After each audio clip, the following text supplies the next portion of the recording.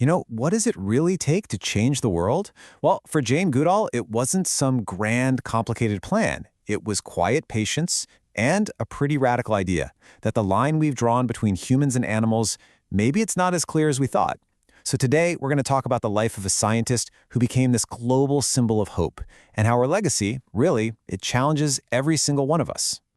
And it all comes down to this one sentence. This isn't just a nice saying you'd see on a poster. It is the absolute key to understanding Jane Goodall's entire life. It's the philosophy that took her from being just a young woman with a notebook in the forest of Gombe to a true global icon. It's this idea that one person, just by paying close attention, can completely redefine science and, inspire a whole movement. And it's a life that we're all reflecting on now, especially with the recent news of her passing. It's a moment that really puts her immense contributions into such sharp focus. So, as the Jane Goodall Institute announced, the world has lost one of its most important and powerful voices for the natural world. Jane Goodall, the absolutely groundbreaking primatologist and conservationist, passed away at the age of 91. And she was living out that philosophy right to the very, very end. At 91 years old, she wasn't in some quiet retirement. She actually passed away in California while she was on a national speaking tour. And her final scheduled event, a 5,000 tree planting project to help heal land that was scarred by wildfire. The very first tree was planted in her honor. What a fitting final act for a life that was so dedicated to restoring our planet. To really, truly appreciate her impact, we've got to go back, way back to the beginning, to a time when our whole understanding of the animal world was just vastly different. Her work didn't just add a new chapter to science, it completely ripped up the book and wrote a new one. You see, before Jane Goodall, the scientific community had this really clear line drawn in the sand. Over here, humans. We have our tools, our complex societies, our personalities. And over there, well, basically every other animal. But through her incredible patience and observation out in the wild, Jane completely erased that line. She saw chimpanzees doing the very things we thought made us so unique. And that forced us to totally rethink our place in the natural world. Her discoveries were, they were seismic. Just try to imagine the shock when she documented a chimpanzee she named David Graybeard carefully stripping the leaves off a twig to fish for termites. That was tool-making, something everyone thought was exclusively human. And by giving the chimps names, like Fifi and Goliath, instead of just numbers, she wasn't being sentimental. She was actually committing what was seen as scientific heresy. She was insisting that they had individual personalities.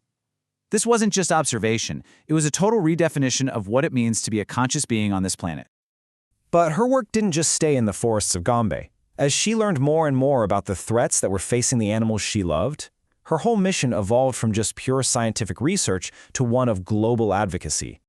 And a really pivotal moment in that shift was the creation of her own organization. In 1977, she founded the Jane Goodall Institute.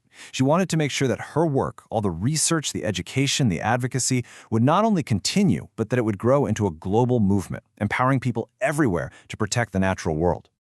Her impact didn't just peak with her early discoveries. It actually accelerated throughout her whole life. After founding her institute in '77, her mission just got bigger and bigger. Well into her final years, she was still a major force on the world stage, addressing the UN and even receiving America's highest civilian honor, the Presidential Medal of Freedom. Her work never, ever slowed down. It just became more urgent. And that brings us right here to her legacy. A legacy built not on despair about all the planet's problems, but on this steadfast, unwavering belief in the power of hope and individual action. Now, her message of hope was never about ignoring reality. She was always very clear-eyed about the threats, and those threats are still so urgent today.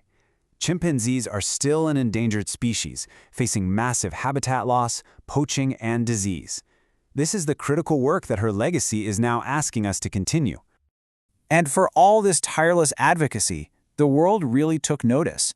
Beyond just the scientific community, she was recognized with countless honors, including the super prestigious Templeton Prize. And these awards, they weren't just for rewriting textbooks. They were for her role as a global conscience, this incredibly powerful voice for a world that can't speak for itself.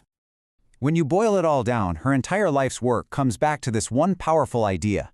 It's not a suggestion, it is a direct challenge. She shifts all the responsibility away from these faceless institutions and places it right back on each and every one of us. The choice, she always insisted, is ours. That right there is the core of her legacy of hope. So as we reflect on this incredible life, the final question isn't really about what Jane Goodall accomplished. It's about what she inspired. She brought us closer to the animals we share this fragile planet with, and she gave us a real reason for hope. She showed us that one person absolutely can make a difference. The only question left is the one she left for all of us to answer.